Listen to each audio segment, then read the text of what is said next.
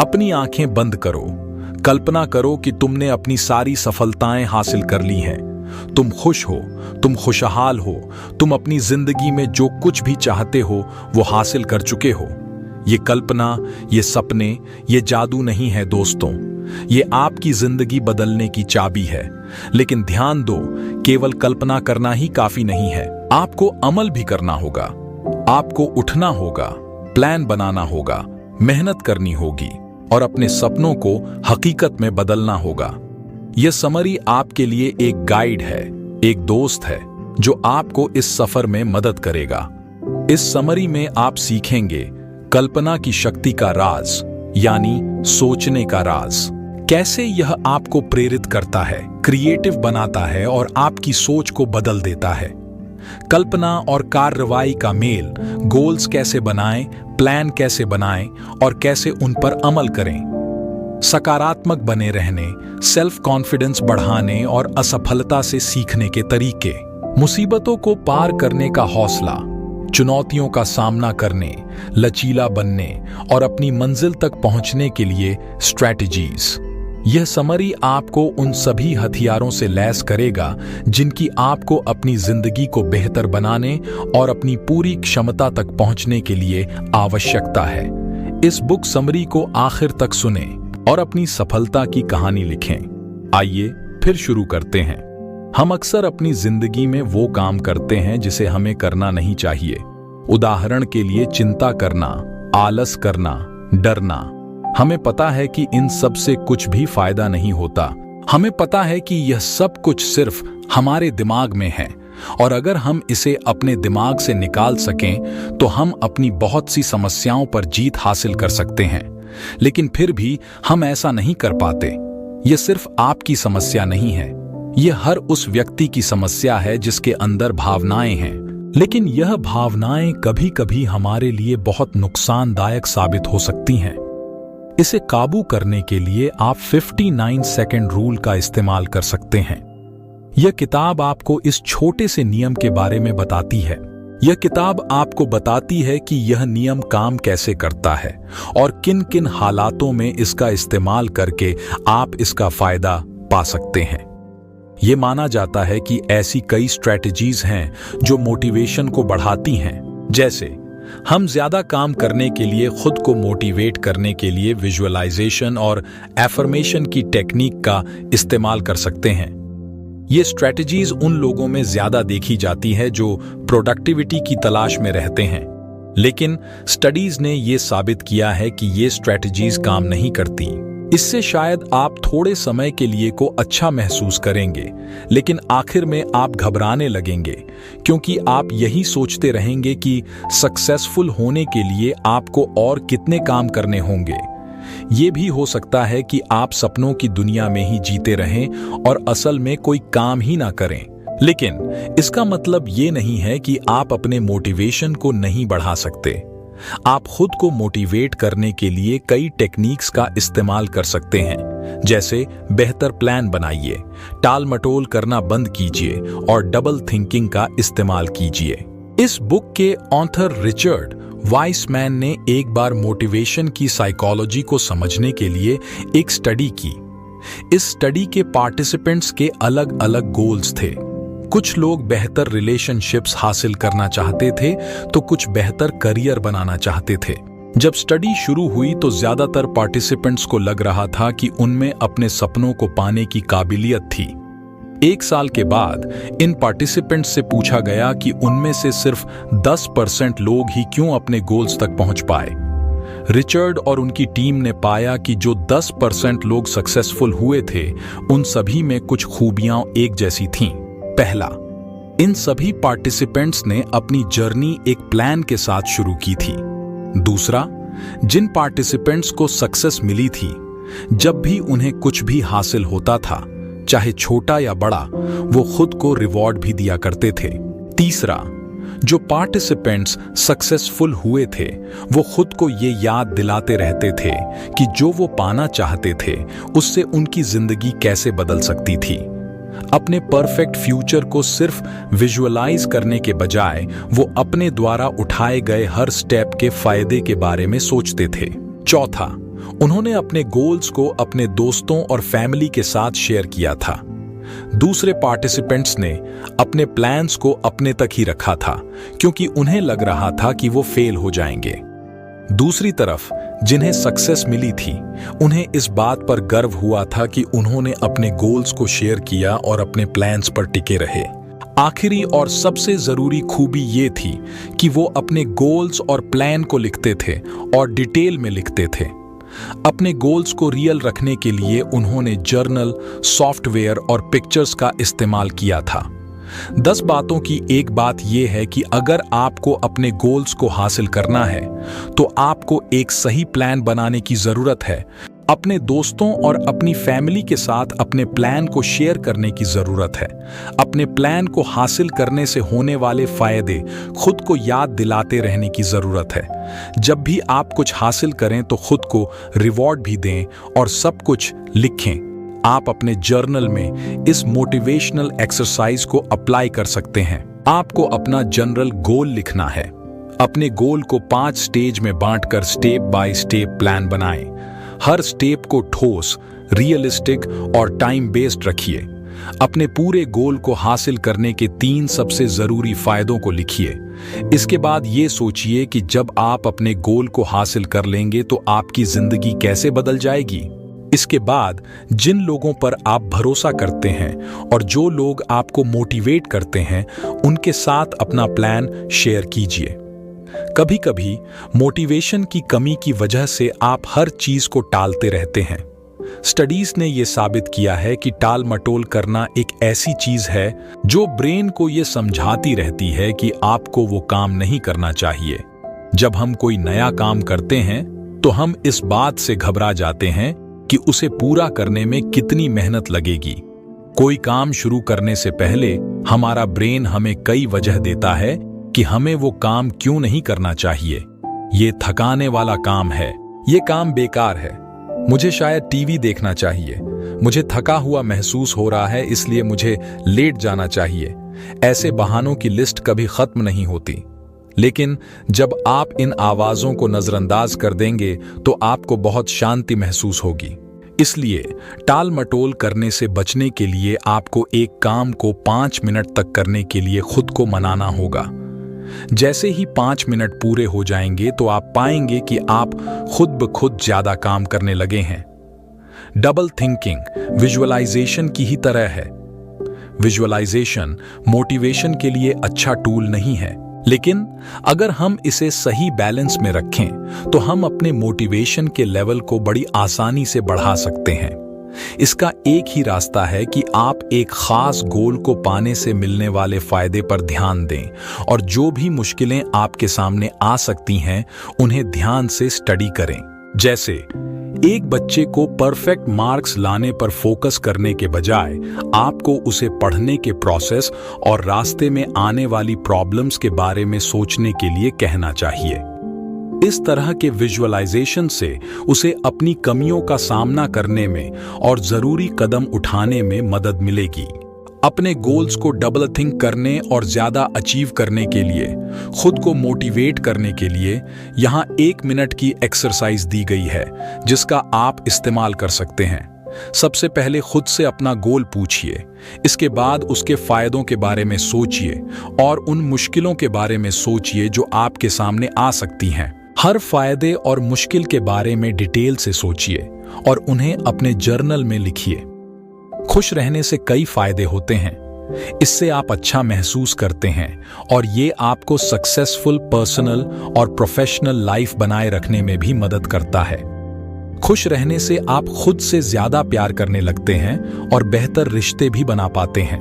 खुश रहने से आपकी हेल्थ भी सुधरती है।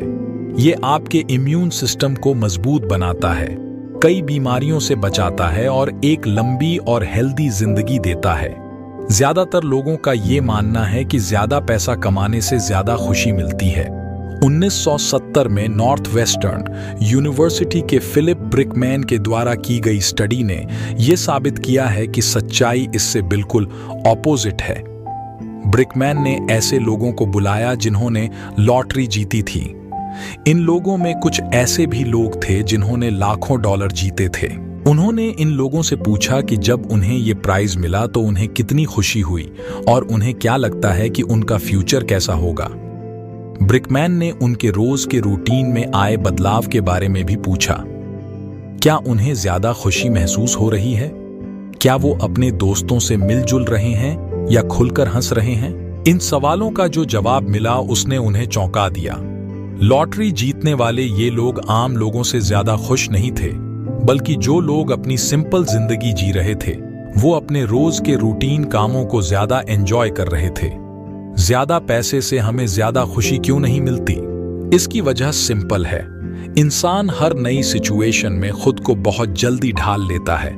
साइकोलॉजिस्ट इसे हेडोनिक एडेप्टेशन कहते हैं। जैसे मान लीजिए कि आपने एक बड़ा घर या एक महंगी गाड़ी खरीदी। आपको शुरू में तो अच्छा लगेगा, लेकिन आपको इन नई ऐशो आराम की चीजों की आदत हो जाएगी और आप खुशी के एवरेज लेवल पर वापस आ जाएंगे। इससे भी हैरान करने वाली बात तो ये है कि स्टडीज ने साबित किया है कि हमारे खुश रहने का लेवल 50% जेनेटिक होता है। इसलिए हमारी 50% खुशी ऐसी होती है जिन पर हमारा कोई कंट्रोल नहीं होता। इसके अलावा 10% एजुकेशन, इनकम और सोशल स्टेटस जैसे एक्सटर्नल चीजों से जुड़ा हुआ है। ये भी ऐसी चीजें हैं जिन पर हमारा कोई खास कंट्रोल नहीं होता है। इस रिसर्च से एक अच्छी बात ये पता चली कि हमारी 40% खुशी हमारे रोज के कामों से मिलती है। इसलिए कुछ चीजों को बदलने से आप हर रोज 40% ज्यादा खुश रह सकते हैं। जर्नल में लिखना, एक डायरी रखना, एक दूसरे की मदद करना और चीजों के प्रति शुक्रगुजार रहना ऐसी छोटी छोटी आसान एक्टिविटीज हैं जो आपकी खुशी को बढ़ा सकती हैं। परफेक्ट डायरी बनाने का फायदा उठाने के लिए आपको ये सीखना होगा कि एक्सप्रेसिव राइटिंग यानी खुलकर लिखने के जरिए नेगेटिव इमोशंस का सामना कैसे किया जाए। कभी कभी अपने दोस्त से अपने पास्ट के बारे में बात करने से कुछ नहीं बदलेगा। अपने नेगेटिव इमोशंस को नजरअंदाज करके हम कभी हील नहीं हो सकते। दूसरी तरफ एक्सप्रेसिव राइटिंग से हमें किसी सदमे से बाहर निकलने में और बिना इधर उधर की बातें सोचे चीजों को साफ साफ देखने में मदद मिलती है। ग्रैटिट्यूड यानी शुक्रगुजार होने का एटीट्यूड भी एक राइटिंग एक्सरसाइज की तरह है जो आपकी रोज की जिंदगी में खुशी लेकर आता है। जैसा कि लॉटरी जीतने वालों पर होने वाली स्टडी से पता चला कि जो हमें चीजें मिलती हैं हम बहुत जल्दी उनके आदी हो जाते हैं, इसलिए हम ये भूल जाते हैं कि हमारे पास पहले से ही कितनी चीजें हैं। एक ग्रैटिट्यूड जर्नल रखने से आपको अपनी जिंदगी की पॉजिटिव या अच्छी चीजों को याद रखने में मदद मिलेगी। अपने परफेक्ट सेल्फ के बारे में सोचना भी एक राइटिंग एक्टिविटी है जो खुशी के लेवल को बढ़ाती है। जैसे ये सोचिए कि फ्यूचर में आपकी आइडियल या परफेक्ट जिंदगी कैसी होगी। आपको जो भी दिखता है उसे डिटेल में लिखिए और आप देखेंगे कि कैसे आपका मूड अच्छा हो रहा है। ये सभी एक्टिविटीज सिर्फ 1 मिनट में की जा सकती हैं। स्टडीज से ये साबित हुआ है कि इन 5 एक्टिविटीज का इस्तेमाल करके अगर आप रोज कुछ मिनट जर्नल लिखते हैं तो आपकी खुशी बढ़ती है और इंसान के मूड को पूरी तरह से बदल देती है। जैसे मंडे को उन 3 चीजों के बारे में लिखिए जिनके लिए आप आभारी हैं। ट्यूसडे को अपने एक अच्छे एक्सपीरियंस को याद कीजिए और उसके बारे में डिटेल में सोचिए। वेडनेसडे को अपने फ्यूचर लाइफ के बारे में सोचिए। जितना हो सके उतना रियलिस्टिक रहिए और इमेजिन कीजिए कि आप जो पाना चाहते हैं वो सब आपने हासिल कर लिया है। थर्सडे को एक इंसान पर फोकस कीजिए और सोचिए कि उनसे बात करने का आपके पास ये आखिरी मौका है। अपने इमोशंस को एक्सप्रेस करते हुए एक लेटर लिखिए। फ्राइडे को पिछले दिनों को याद कीजिए और ऐसी 3 चीजें लिखिए जिनकी वजह से आपको खुशी मिली थी और क्यों मिली थी। अगर आप अपनी खुशी बढ़ाने के लिए पैसे का इस्तेमाल करना चाहते हैं तो एक्सपीरियंसेस खरीदिए, चीजें नहीं। जैसे अपने दोस्तों के साथ बाहर डिनर के लिए जाइए, थिएटर में मूवी देखिए। आप ट्रैवल भी कर सकते हैं और दुनिया घूम सकते हैं। याद रखें कि चीजें खरीदने से आप लंबे समय तक खुश नहीं रहते हैं, लेकिन अच्छी यादें हमेशा के लिए आपके साथ रहती हैं। क्या आप भी उन लोगों में से हैं जो हर वक्त खुद को यह कहकर रोक लेते हैं कि यह काम करने का सही वक्त नहीं है? सच बात यह है कि सही वक्त जैसी कोई चीज नहीं होती, और अगर आप सही वक्त का इंतजार करेंगे तो आप हमेशा इंतजार करते रहेंगे। अगर आपको लग रहा है कि कोई काम करने का यह सही वक्त नहीं है, तो 5 से उल्टी गिनती गिनिए और फिर उस काम को जाकर कीजिए।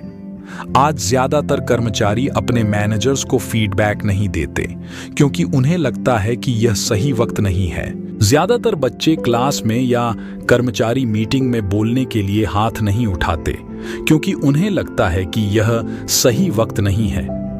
क्या आप वो व्यक्ति बनना चाहेंगे जिसके बारे में लोग यह कहें कि वो हमेशा सही वक्त का इंतजार करते थे, या वो व्यक्ति बनना चाहेंगे जिसके बारे में लोग कहें कि वक्त चाहे अच्छा रहा हो या बुरा, वो उन्हें कामयाबी हासिल करने से रोक नहीं सका?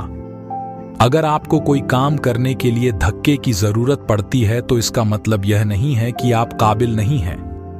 बहुत से काबिल लोगों को भी कभी कभी धक्के की जरूरत पड़ती है। इसके एक अच्छे उदाहरण हैं एप्पल के को-फाउंडर स्टीव वॉजनियक। स्टीव को जब 1977 में कंपनी शुरू करने के लिए फंड मिल रहे थे तो उन्हें बहुत डर लग रहा था कि अगर कंपनी नहीं चली तो उन्हें अपनी नौकरी और कंपनी दोनों से हाथ धोना होगा। इसलिए वे अपनी नौकरी नहीं छोड़ रहे थे, लेकिन उन्हें उनके दोस्तों ने किसी तरह मना लिया और आज एप्पल दुनिया की सबसे बड़ी कंपनियों में से एक है। एक्सपर्ट्स मानते हैं कि एक अच्छी शादीशुदा जिंदगी के लिए एक्टिव लिसनिंग यानी ध्यान देकर सुनना कम्युनिकेशन का एक असरदार तरीका है। इसमें आप अपने पार्टनर की परेशानी को अपने हिसाब से समझते हैं और उनकी फीलिंग्स को जानने की कोशिश करते हैं। जैसे अगर हस्बैंड ड्रिंक करके घर आता है और फिर घंटों टीवी देखता है तो उसे अपनी वाइफ की बात सुननी चाहिए। अपनी वाइफ की परेशानी सुनने के बाद उसकी बातों को अपने वर्ड्स में बदलकर उसे बताना चाहिए कि उसके बुरे बर्ताव से उसे क्या लगता है कि उसकी वाइफ कैसा फील करती होगी। थेरेपिस्ट और काउंसलर्स इस टेक्निक का अक्सर इस्तेमाल करते हैं, लेकिन क्या इससे सच में सक्सेसफुल रिलेशनशिप्स बनाने में मदद मिलती है? 1990 में जॉन गॉटमैन नाम के साइकोलॉजिस्ट ने 100 नए शादीशुदा लोगों को स्टडी किया। उन्होंने इन कपल्स को 6 साल तक ऑब्जर्व किया। जॉन ने यह जानने की कोशिश की कि एक्टिव लिसनिंग से सक्सेसफुल रिलेशनशिप बनाने में मदद मिलती भी है या नहीं। उन्होंने इन कपल्स के बीच होने वाली बहस को रिकॉर्ड भी किया। जब जॉन और उनकी टीम ने इस डेटा को एनालाइज करना शुरू किया तो उन्होंने पाया कि एक सक्सेसफुल रिलेशनशिप का एक्टिव लिसनिंग से कोई लेना देना नहीं है। इस स्टडी से यह भी साबित हुआ कि सक्सेसफुल रिलेशनशिप्स 2 चीजों से बनते हैं। पहला, औरत एक प्रॉब्लम को सामने लाती है, उसे एनालाइज करती है और उसके लिए अलग अलग उपाय बताती है। दूसरा, एक आदमी बिना गुस्सा या चिड़चिड़ाहट के अपनी वाइफ की बात को सुनता और समझता है। जिस कपल में ये 2 खूबियां नहीं होती हैं, वो आमतौर पर अलग हो जाते हैं। अपने रिलेशनशिप को बेहतर बनाने के लिए खुद को बदलने की कोशिश करने के बजाय हम कुछ सिंपल और आसान से स्टेप्स ले सकते हैं। स्टेट यूनिवर्सिटी ऑफ न्यूयॉर्क के रिसर्चर्स द्वारा की गई एक स्टडी से ये पता चला है कि एक कपल को साथ रहने के लिए नए और एक्साइटिंग एक्सपेरिमेंट्स करते रहना चाहिए। जैसे उन्हें डांस सीखना चाहिए, स्पोर्ट्स खेलना चाहिए और साथ में ट्रैवल करना चाहिए। अपने रिलेशनशिप को बेहतर बनाने के लिए एक और टेक्निक है जो है जर्नलिंग करना। जैसे पहले दिन आप शुरू में 10 मिनट के लिए ये लिख सकते हैं कि आप अपने पार्टनर के बारे में कैसा महसूस करते हैं। अपने इमोशंस की गहराइयों में जाने की कोशिश कीजिए और खुलकर लिखिए। दूसरे दिन आप एक खराब रिलेशनशिप वाला कपल चुन सकते हैं और फिर वो 3 वजह लिखिए जो आपको लगता है कि उनके रिलेशनशिप को खराब कर रही हैं। फिर ऐसी 3 वजह सोचिए जो आपके रिलेशनशिप को उस कपल से बेहतर बनाती है। तीसरे दिन अपने पार्टनर की पॉजिटिव क्वालिटीज के बारे में सोचिए। किसी एक क्वालिटी पर फोकस कीजिए और लिखिए कि आपको वो क्वालिटी क्यों पसंद है। 1 मिनट की दूसरी टेक्निक ये है कि आप खुद को उन चीजों से घेर लीजिए जो आपको अपने पार्टनर की याद दिलाती हैं, जैसे कोई रिंग या नेकलेस जो आप दोनों के पास हो, या फिर एक ऐसा गिफ्ट जो आपको एक खास मौके पर मिला था। आप अपने पार्टनर की कोई चीज अपने वॉलेट, बैग, डेस्क या फिर आसपास की लोकेशन में रख सकते हैं। ऐसी चीज चुनिए जो आपके प्यार और साथ की याद दिलाए। ग्रुप में रहने से हमारे डिसीजन मेकिंग की क्षमता पर असर पड़ सकता है। एक अध्ययन में दिखाया गया है कि जब हम समूह में होते हैं तो हमारे पास अधिक विचारों, दृष्टिकोणों और अनुभवों का संग्रह होता है। इससे हमारी सोच में गहराई और नए नजरिए की ताकत मिलती है। ग्रुप में रहने से हमारी छिपी हुई इच्छाएं और आइडियाएं बाहर आ सकती हैं और हम उन्हें खुलकर साझा कर सकते हैं। इसके अलावा ग्रुप थिंकिंग से हमारे फैसलों में पोलराइजेशन भी हो सकती है, जिससे हम अपने विचारों को मजबूत कर सकते हैं। इसलिए ग्रुप में रहना हमारे डिसीजन मेकिंग की क्षमता को प्रभावित कर सकता है और हमें नए और साहसिक फैसलों के लिए प्रेरित कर सकता है। हमारी सोच और नजरिए को ताकत मिलती है जब हम एक समूह में होते हैं। अगर हमारी कोई छुपी हुई इच्छा या आइडिया है तो ग्रुप में रहने से वह उभर सकती है। इसके अलावा ग्रुप थिंकिंग से हमारे फैसलों में पोलराइजेशन भी हो सकती है, जहां मजबूत लोगों के फैसले कमजोर लोगों के फैसले को दबा सकते हैं। इसलिए ग्रुप में रहने से हमारे डिसीजन मेकिंग प्रक्रिया पर असर पड़ता है और हमें नए और साहसिक फैसलों के लिए प्रेरित करता है। ग्रुप थिंकिंग से ऐसे इरैशनल फैसले लिए जाते हैं जो बायस्ड होते हैं। इसका मतलब ये नहीं है कि ग्रुप में रहना गलत है, लेकिन हमें अपनी राय बचाकर रखनी चाहिए और सोच समझकर अपना ग्रुप चुनना चाहिए। हमें पर्सुएसिव लोगों से भी सावधान रखना चाहिए। फैसला लेने का सबसे अच्छा तरीका है अपने कॉन्शियस और अनकॉन्शियस माइंड का इस्तेमाल करना। आप फायदे और नुकसान लिखकर अपने कॉन्शियस माइंड का इस्तेमाल कर सकते हैं। ये लिस्ट आपको उस सिचुएशन को एनालाइज करने और एक लॉजिकल डिसीजन लेने में मदद करेगी। कभी कभी हमारे सामने ज्यादा कॉम्प्लेक्स प्रॉब्लम आ जाती है। इस केस में हमें अपने अनकॉन्शियस माइंड का इस्तेमाल करना चाहिए। खुद से पूछिए कि आपको किस प्रॉब्लम को ठीक करना चाहिए और फिर 5 मिनट के लिए एक एनाग्राम पर काम कीजिए। जब आप एक वर्ड के लेटर्स को आपस में बदलकर एक नया टर्म बनाते हैं तो इसे एनाग्राम कहते हैं। जैसे ए मोटो फ्रेज को बदलकर आप एक मशहूर फ्रूट टोमेटो बना सकते हैं। कुछ एनाग्राम्स का जवाब देने के बाद बिना कॉन्शियस थिंकिंग के अब अपने फैसले को लिखिए। एनाग्राम पर काम करें। 2004 में ग्लेन शेलनबर्ग नाम के एक साइकोलॉजिस्ट ने एक एक्सपेरिमेंट के लिए 6 साल के बच्चों को इनवाइट करने के लिए एडवर्टाइजमेंट दी।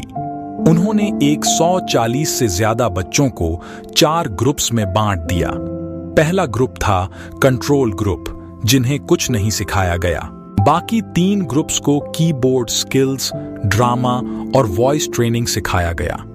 सभी लेसन पूरा करने के बाद सभी बच्चों ने एक इंटेलिजेंस टेस्ट दिया। स्टडी के रिजल्ट ने यह साबित कर दिया कि जिन बच्चों ने कीबोर्ड और वॉइस लेसन लिए थे उनके आईक्यू में काफी सुधार हुआ था, लेकिन जिन बच्चों ने ड्रामा सीखा था उनके इंटेलिजेंस लेवल में कोई सुधार नहीं हुआ था। इस स्टडी से हमने ये जाना कि म्यूजिक एक बच्चे के ब्रेन के पावर को इम्प्रूव करता है, क्योंकि ये उन्हें सेल्फ डिसिप्लिन सिखाने के साथ साथ ज्यादा लंबे वक्त के लिए एक ही काम पर फोकस करना भी सिखाता है। इससे उनकी मेमोरी भी बेहतर हो गई थी। इसलिए अगर आप अपने बच्चे को इंटेलिजेंट बनाना चाहते हैं तो उसे म्यूजिक सिखाएं। पेरेंटिंग से जुड़ा दूसरा मुद्दा है प्रेज, यानी तारीफ करना। ज्यादातर स्टडीज ने यह साबित किया है कि अपने बच्चे के हर अच्छे काम के लिए उनकी तारीफ करने से उनका सेल्फ एस्टीम यानी आत्मसम्मान और कॉन्फिडेंस बढ़ता है। इन स्टडीज के हिसाब से पेरेंट्स को अपने बच्चों को इंटेलिजेंट, आर्टिस्टिक और सक्सेसफुल कहते रहना चाहिए और उनके साथ नेगेटिव बातें नहीं करनी चाहिए। लेकिन ऐसी भी स्टडीज हैं जो कुछ और ही कहती हैं। वो कहती हैं कि तारीफ करना पेरेंटिंग से जुड़ा बड़ा ही नेगेटिव तरीका है।